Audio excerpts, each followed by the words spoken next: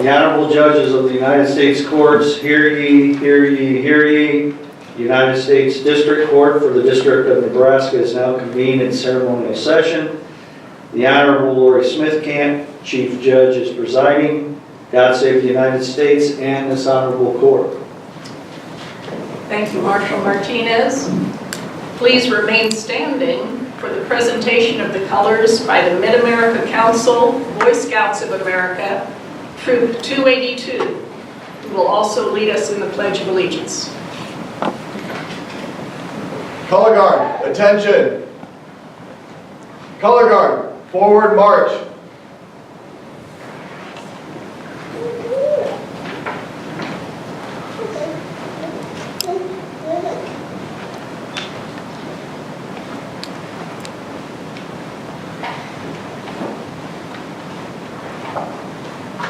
Color Guard, halt.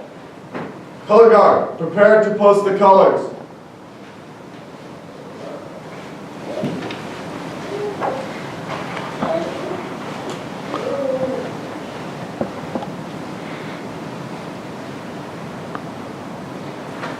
Color Guard, post the colors.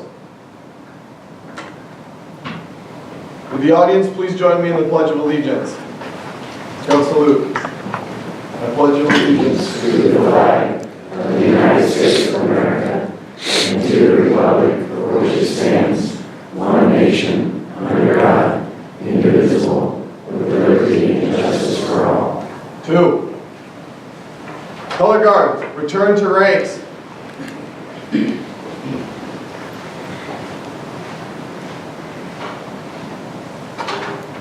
Color Guard, forward march.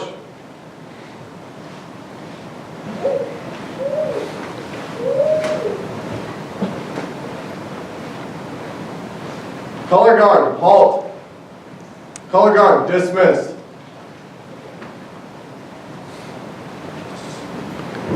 Please be seated.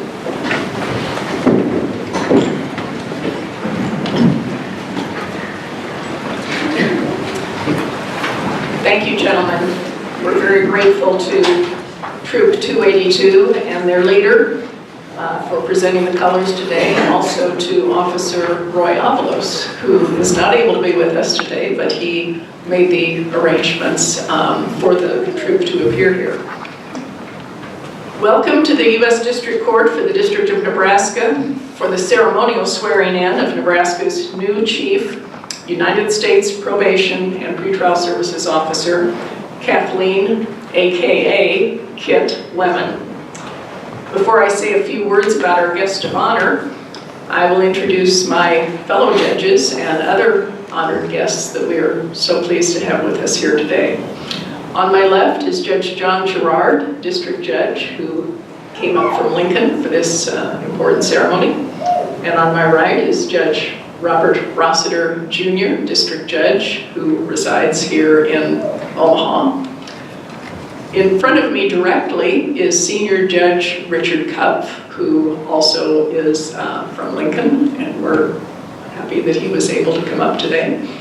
To his left is Magistrate Judge Susan Bezos, and to his right is our newest Magistrate Judge, Michael Nelson, who will be having an investiture ceremony in just a couple of weeks. So we welcome all of you back for that happy occasion.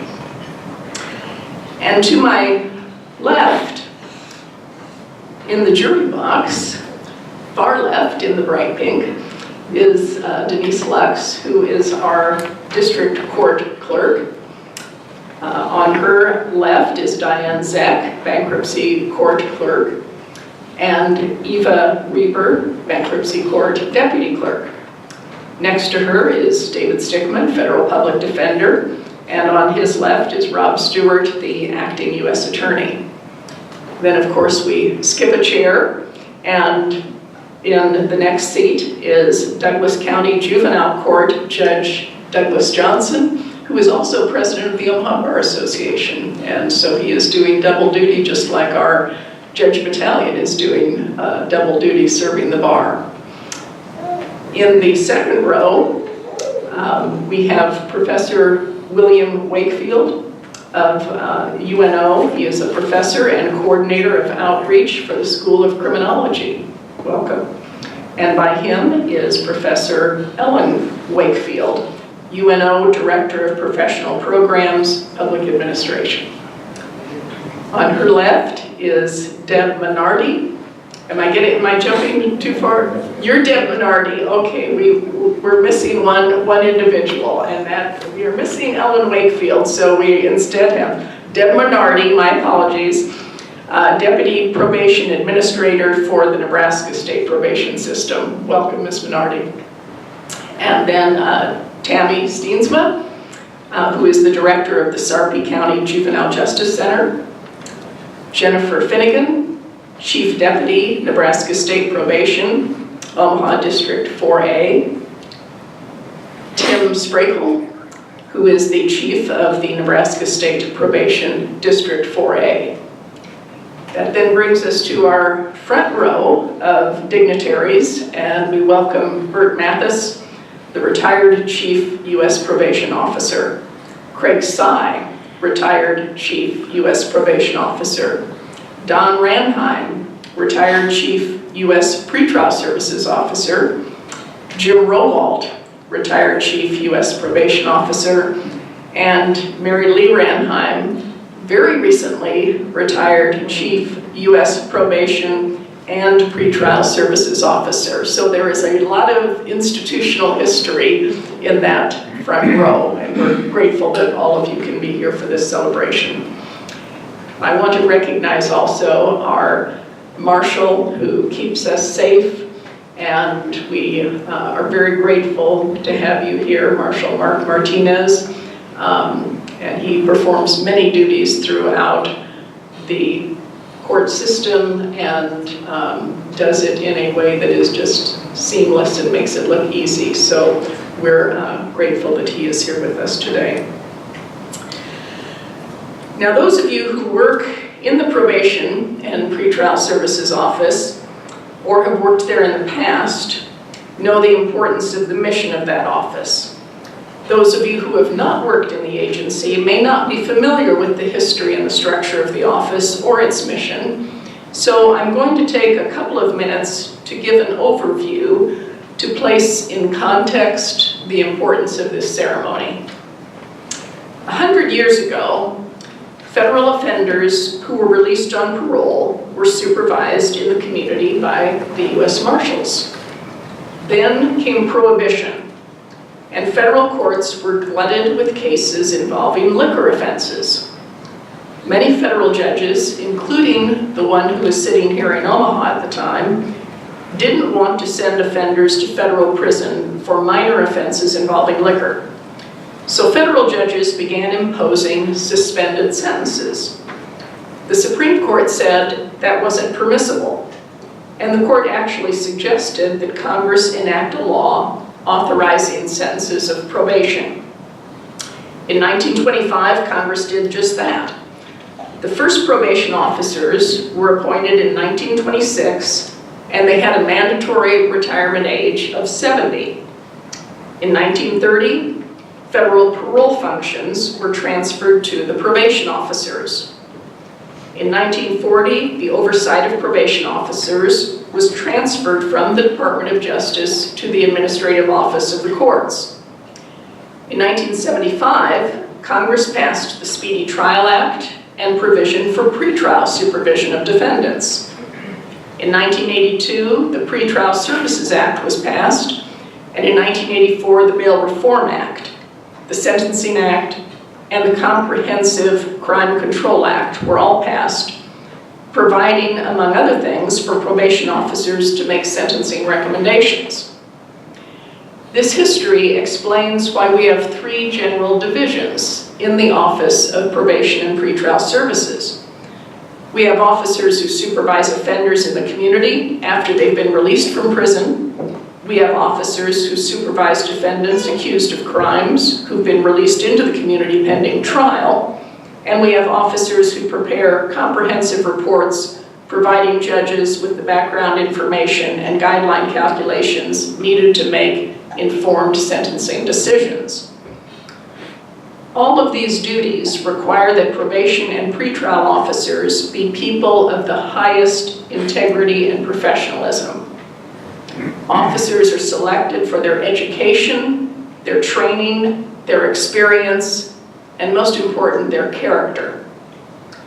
The Office of Probation and Pretrial Services in the District of Nebraska has a reputation second to none. When I visit the administrative office of the courts in Washington, D.C., or the Federal Judicial Center, I hear again and again the highest accolades for our district Office of Probation and Pretrial Services and its leadership. So, those of you now serving in Nebraska's Office of Probation and Pretrial Services, thank you for choosing a career in criminal justice. There is no higher calling than the protection of the public and the persistent, creative effort to rehabilitate those who have run afoul of the law. I can think of no profession that has a greater opportunity to make a positive, lasting impact on our communities and our quality of life. Let's give all the officers a round of applause.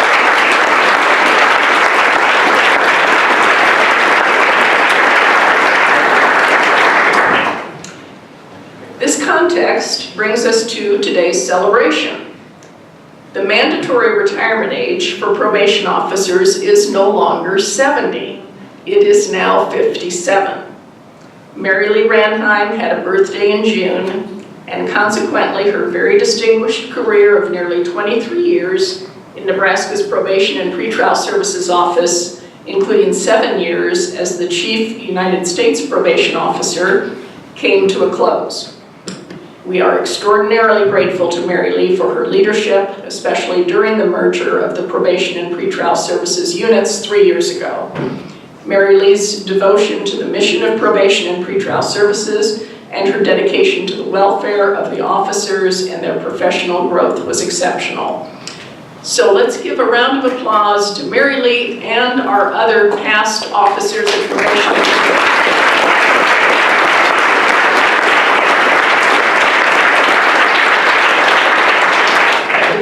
It's okay, you can clap for yourselves because you're really clapping for each other. I saw that hesitation there, it's all right. To find a successor for Mary Lee, the court designated a committee to review applications and conduct preliminary interviews. I want to thank Senior Judge Richard Kupf for leading that committee, and Denise Lux and Gabby Acosta for serving on the committee, along with Tambra Lloyd, the Chief U.S. Probation Officer in Wyoming, and Dwight Wharton, the Chief U.S. Probation Officer of the Southern District of Indiana. This committee narrowed the field to 4 outstanding candidates. Following interviews by the active district judges, Kit Lemon was selected as Nebraska's new Chief U.S. Probation Officer. Kit is a graduate of the University of Nebraska at Omaha with a bachelor's degree in psychology and a master's degree in criminal justice. Like 2 of our magistrate judges, the 2 who are with us here today, Judge Bezos and Judge Nelson, Kit has been recognized by her alma mater as one of its rising stars.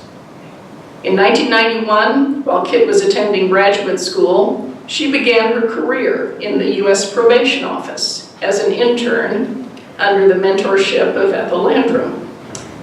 Kit served as a state probation officer from 1991 to 2001, gaining experience, but always keeping an eye out for openings in the federal system.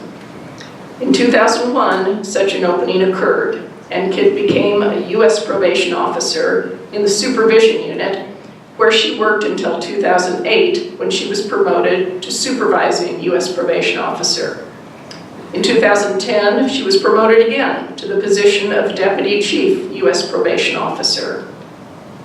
Her career history demonstrates a commitment to excellence, a passion for evidence-based practices, a thorough knowledge of operations, budget, and organizational management, and a deep respect for her co-workers and the clients who were served by the Office of Probation and Pretrial Services. Let's congratulate Kit on her new position with a round of applause.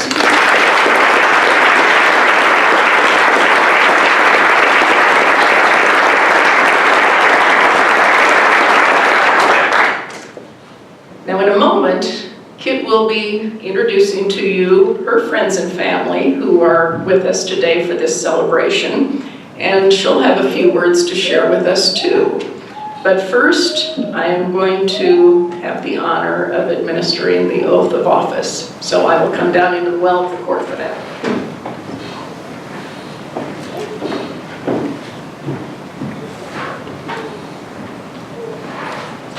Let's put you behind the podium so they can see you. You can talk to the microphone.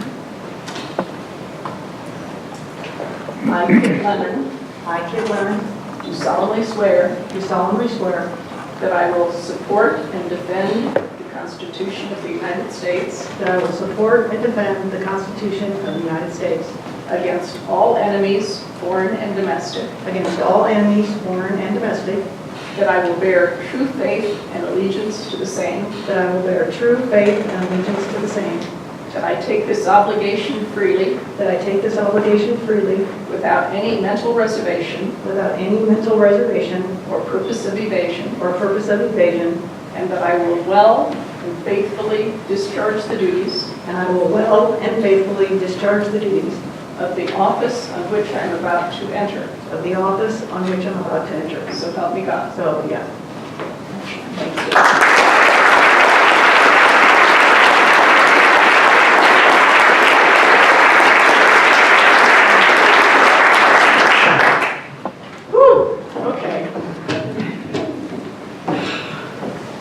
Well, first I want to thank Judge Smith-Camp and all of the judges for your support and your confidence and all your encouragement along the way. So thank you very much.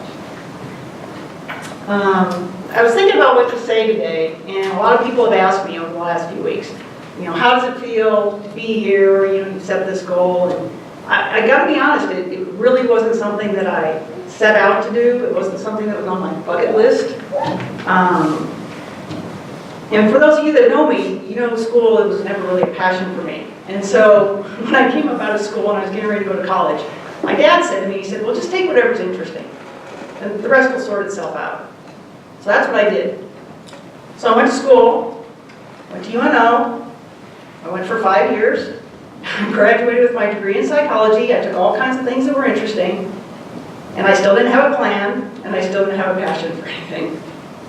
So I was talking to my husband, and I said, well, the next logical step, let's go to graduate school. And he said, well, when are you going to go to graduate school? And I'm like, I don't know. He said, well, what was interesting? Well, I'd taken one juvenile justice class, a criminal justice class from Bill Wakefield. And I don't think I got an A in it. I'm pretty sure I got a B in it. But it was interesting, and so I went over to UNO, and I sat down with Bill. And I spent an hour with Bill, and by the time we were finished talking, he had not only convinced me to enter into the graduate program at UNO, but to apply for a research assistantship, working on a big research project they were doing at the university. So that's what I did, and I got the position, and the minute I started, I knew I had found my passion. So thank you, Bill.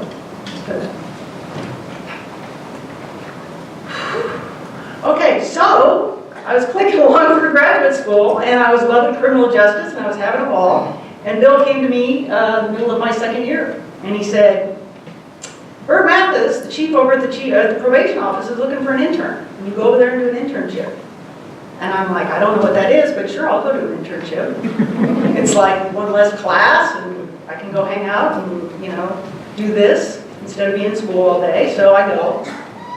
And the minute I walked in the door, I knew this was what I wanted to do. And so I thank you, Bert, for that. I told myself I wasn't going to get emotional, but I can look at these guys. So I was here every day for 4 months, and at the end of my internship, I sat down with Bert because he was hiring, and he had a position open for an officer.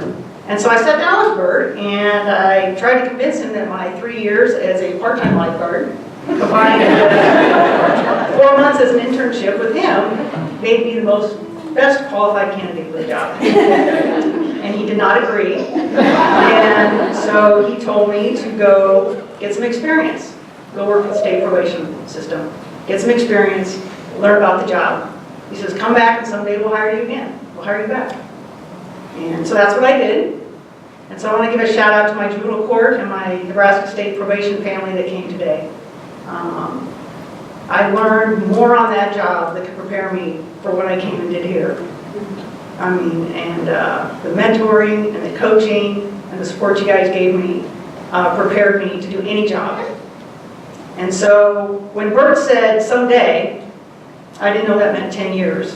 So I had a lot of time to get a lot of experience because I applied for every opening in this office for 10 years. But I was persistent, and in 2001, Craig hired me back. And I remember when Craig called me and he offered me the job. He said, Lemon, I gotta tell you one thing. He said, you got the job. You're coming in, you're at the bottom. Settle in, learn your job, get involved in things that are interesting. And so that's what I did. And so Craig, I thank you for that. I'm going to jump over you for a minute, Don, but I'll come back to you. Worked for a lot of years as a supervision officer. I came up through the ranks with a lot of you. And in 2008, now retired Chief Jim Rowell, he sort of jerked me up out of my comfort zone and promoted me to supervisor. And he taught me to think globally. He taught me to become more district focused. And he taught me to think on a bigger scale. And I remember what Jim said to us one time. We were at a retreat down in Nebraska City. And we were at the end of the retreat, and he said to me, this has stuck with me forever. He said, Kit, and to everybody else, he says, we impact people's lives. And I've always remembered that, and I've repeated it to a lot of my coworkers over the years. And it's true, and so for Jim, I thank you for that. In 2010, Mary Lee promoted me to deputy chief, and that opened a whole other world, a whole other layer. I've been involved in an enormous amount of collaboration with Denise and Diane in the clerk's office, shared services. I've been able to jump out on the national level and be involved with the administrative office. I've been able to do a lot of work with the FJC. It's only broadened my experiences, broadened my appreciation for the entire system and our place in it. And I feel like that position has more than prepared me for the role I'm taking on today. And so that, Mary Lee, and all of the other CUEs, Denise and Diane, and Mark, shared services, I thank you all for that. So, throughout all of that, I have always maintained my passion and my enthusiasm and my commitment for the job. It has never wavered. I love coming to work every day. What keeps my passion and fuels my enthusiasm and commitment is when I look out here at the staff. I look at the management team that are all sitting out here in front of you, and we are truly a collaborative team. They work tirelessly and effortlessly, and they support me and they support you, and we are so lucky to have them. And so for that, I want to thank you guys, the management team and the staff. At the end of the day, it is the staff. All of you have had some sort of impact on me. You've made an impression on me. Sometimes it's something maybe one of you said when we were out in the field together. Maybe it was in an interview, a comment that you made. Maybe it was how you worked with a client. But you all work tirelessly. We have a very smart, committed staff. They're very dedicated. And it's because of the staff and because of the management team and because of the experiences that you all have provided me with that I'm able to stand here today and tell you that I am as enthusiastic and committed to this position as I have been along the way. And at the end of the day, what it comes down to me is the core work that we do for the court. The defendants and offenders that we work with and the responsibility and commitment we have to provide accurate, thorough investigations. And in our supervision of the defendants and offenders, we are evidence-based, we are outcome-driven, and all the while we are maintaining our commitment to mitigating risk and to protect the community. And I still maintain a strong passion for the work that we do. I still do as much of it as I can, when I can. And I work very hard to stay involved in with the day-to-day to what all of us are doing in the office, because I think it's important. And it's the same passion and commitment I had when I walked into criminal justice class with Bill Wakefield all the way up until today. So I thank all of you for that. So once again, I want to thank everyone for your confidence. I want to thank you for your support. And my commitment to you is I will bring that passion and that enthusiasm to work every day. And that's all I have for you.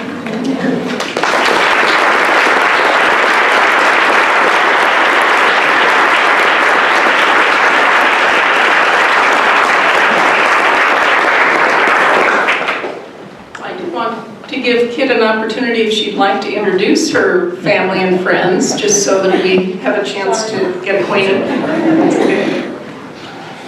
Okay, that's my fault, sorry. Okay.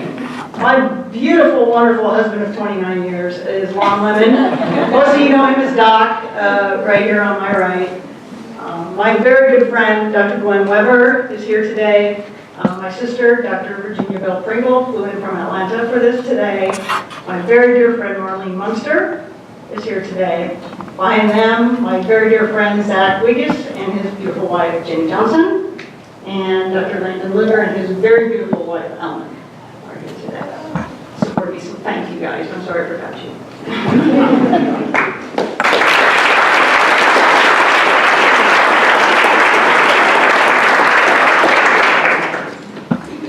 Kit, is it correct that after the ceremony, there's going to be a little informal gathering? There's cake. Okay. Cake across the hall. But before we adjourn, the Boy Scouts are going to be retrieving the colors, and so I would ask that you please stand.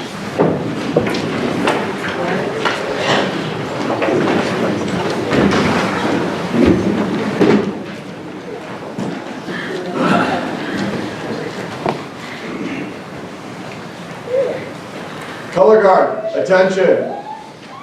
Color guard, forward march.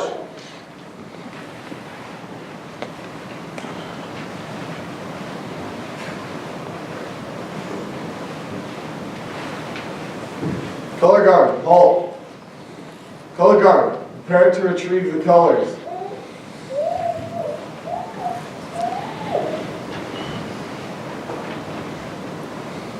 Color guard, retrieve the colors.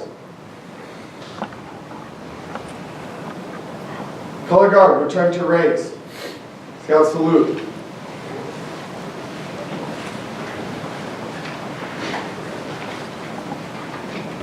Color guard, forward march.